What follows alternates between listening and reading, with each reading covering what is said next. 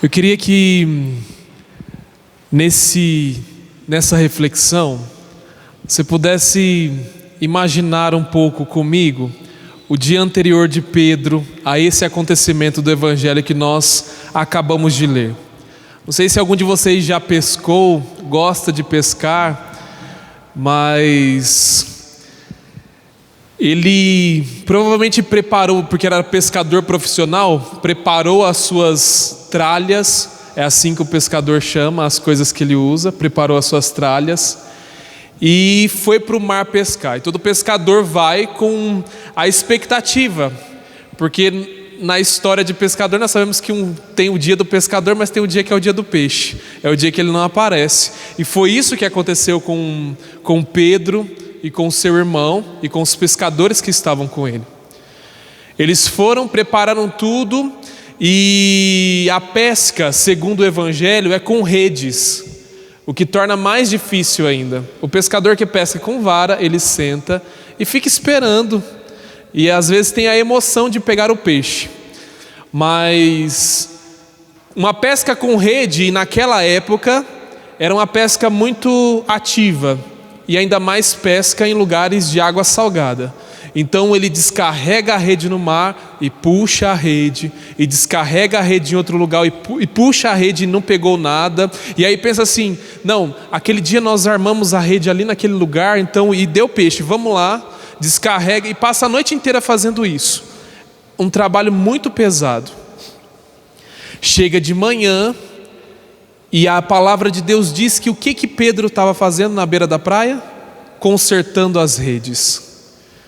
Pescou a noite inteira, nada pegou, sem dormir, e de manhã ele precisa consertar as redes, porque todo bom pescador sabe que as redes precisam ser lavadas e consertadas, porque senão elas apodrecem com os resíduos da água, principalmente da água salgada, e ele não consegue pescar.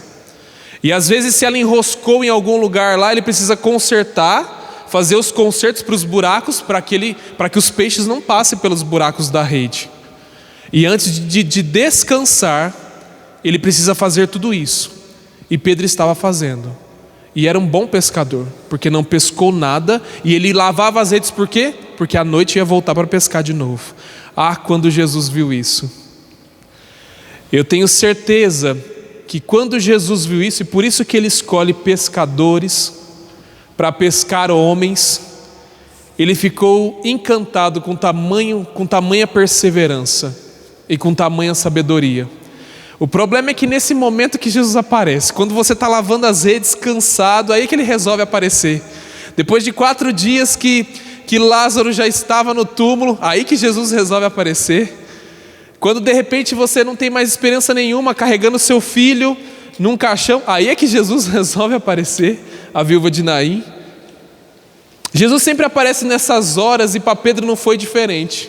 Pedro ficou até meio irritado, porque quando Jesus aparece e pede o barco dele emprestado, e Pedro pensa assim, meu Deus, está tudo limpinho, as redes tudo limpo, mas enfim, ele prega às multidões, e Pedro, que tinha passado a noite inteira pescando, já tinha lavado as redes, ficou escutando a pregação de Jesus. Imagine como é que estava Pedro, que nem a gente assim quando vem para a missa, com um olho fechado e outro aberto, esperando a hora de descansar. Porque tem certos dias que nós vamos na missa e dá um sono, não é verdade? Você imagina para Pedro, que já tinha pescado, trabalhado a noite inteira e pesadamente. E é aí que as coisas começam a acontecer. Então Jesus olha para ele e diz assim, olha, vamos avançar para as águas mais profundas e vamos pescar. E aí acontece a pesca milagrosa, que nós já estamos cansados de conhecer e de ler e de entender, mas que realmente a cada dia se renova com um ensinamento para a nossa vida.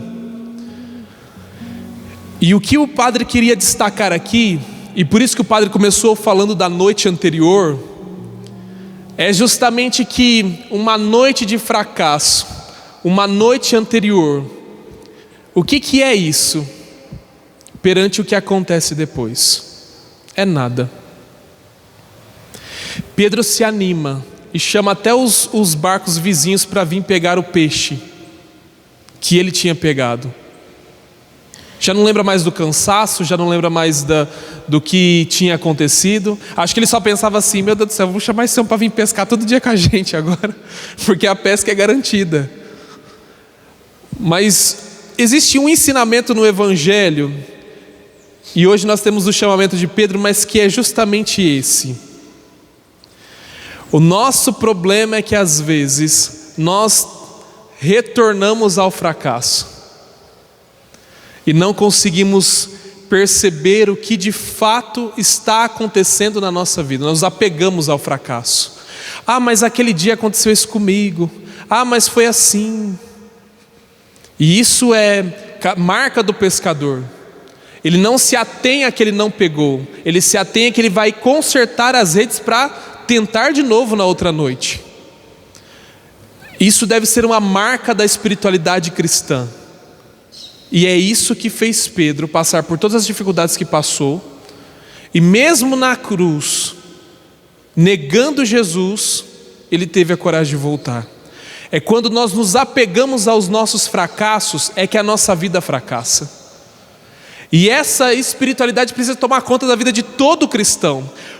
Cristão autêntico não se apega ao que aconteceu antes, o que foi, o que deixou de acontecer, como poderia ter sido. O cristão verdadeiro, ele se apega ao que está acontecendo agora, à vida de agora. Ele olha para o agora e segue fielmente, sem ficar... Porque olha só, você joga contra você mesmo quando você faz isso. Nós jogamos contra nós mesmos. Ah, porque poderia ter sido assim. Ah, por que aconteceu isso comigo? Ah, por que foi assim? Aí fica tentando procurar explicações para as coisas que às vezes nem tem explicação. E aí não consegue seguir, não consegue ir para frente. E depois que recolhe todos os peixes no barco dele, no barco dos outros, aí o que acontece? A segunda tentação da nossa espiritualidade.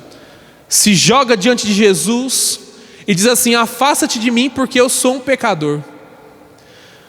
Quando nós conseguimos aquilo que nós queremos, a nossa tendência é se afastar de Deus. Já percebeu? E isso acontece com a maioria das pessoas que se aproximam do Senhor porque precisam de algo, e depois que consegue aquilo que queriam, aí esquece que se aproximaram de Deus. E essa espiritualidade de São Pedro é que precisa ficar latente no nosso coração. Eu me aproximo de Deus quando eu quero algo, mas eu me aproximo de Deus quando Ele também não pode me dar aquilo que eu quero.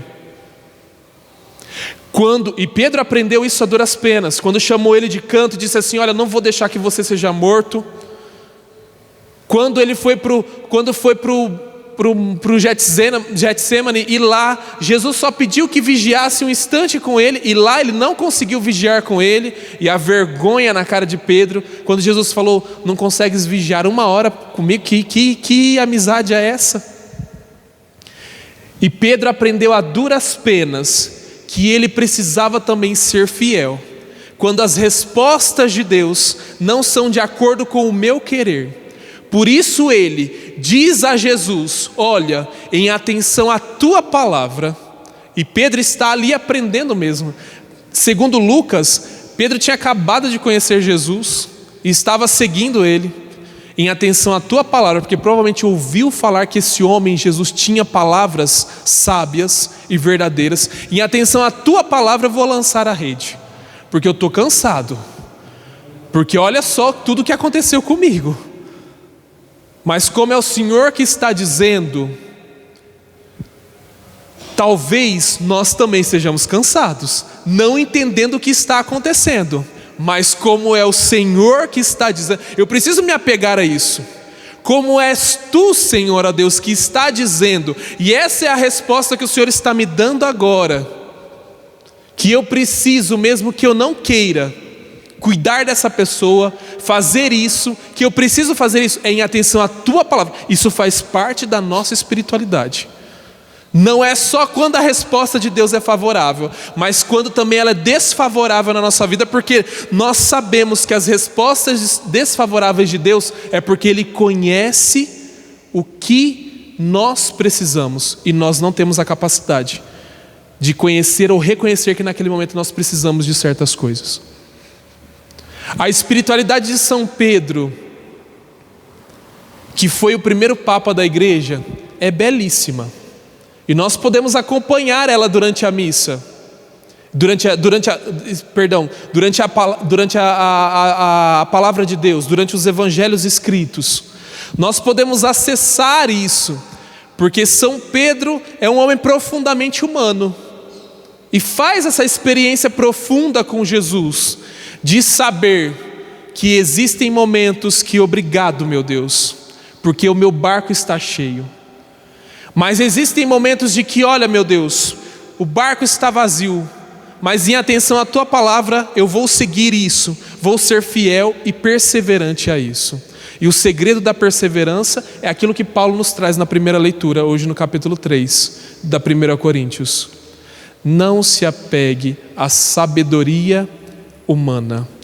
E quando Paulo diz da sabedoria humana, ele não está dizendo dessa ciência que nós conhecemos agora, e o padre não está falando contra. A ciência é algo muito bom. Inclusive, a igreja, João Paulo II diz isso, que a ciência e a fé são duas asas de um pássaro, que sem essas duas asas ele não consegue levantar voo. Ciência e fé para a igreja precisam se reconciliar sempre, e nunca é uma contra a outra. Mas quando Paulo fala dessa sabedoria humana, ele está dizendo, e ele completa na palavra de Deus, ele diz assim, olha, cuidado com os apegos às personalidades. Não é Paulo, não é Apolo, não é Cefas, são 3 grandes pregadores da comunidade de Coríntios, principalmente Apolo, que pelo jeito morou em Coríntios. Ele está dizendo assim, olha, você não deve se apegar, e esse é o tipo de sabedoria humana que nós precisamos tomar cuidado. Se apegar às coisas que nós achamos que devemos ser, ou se apegar às coisas que os outros, as personalidades, ou aqueles que nós achamos que são importantes, que eles acham que devem ser.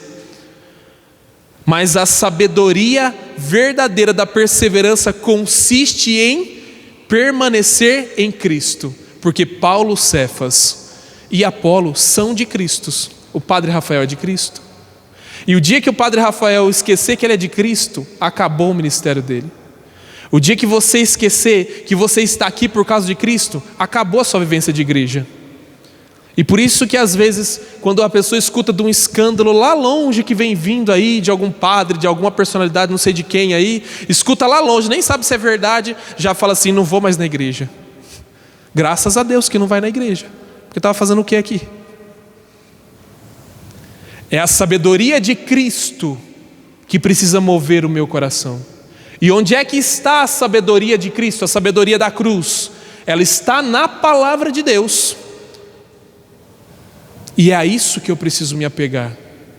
E a igreja, que é quem cuida da palavra de Deus, desde o dia que Cristo nasceu do ventre da Virgem Maria, é a guardiã dessa palavra. E por isso tem autoridade para pregar esta mesma palavra, porque são pessoas que vivem, que buscam viver no Cristo. Estamos aqui por Ele. E quando nós vamos para algum lugar, nós vamos por Ele, por Jesus. E isso precisa estar na nossa consciência, na nossa vida. Filho e filha de Deus. Cada dia mais seja de Cristo. Não tenha medo de viver como Pedro viveu. Foi tudo um fracasso, foi tudo uma perca. Mas agora, já que o Senhor está dizendo, eu vou continuar por aqui. Eu vou ser perseverante. E isso é o caminho do sábio. O que desiste fácil é a sabedoria humana, falha e fraca. Não desista facilmente. Caminhe e seja perseverante em Jesus Cristo. Louvado seja o nosso Senhor Jesus Cristo. Para sempre seja louvado.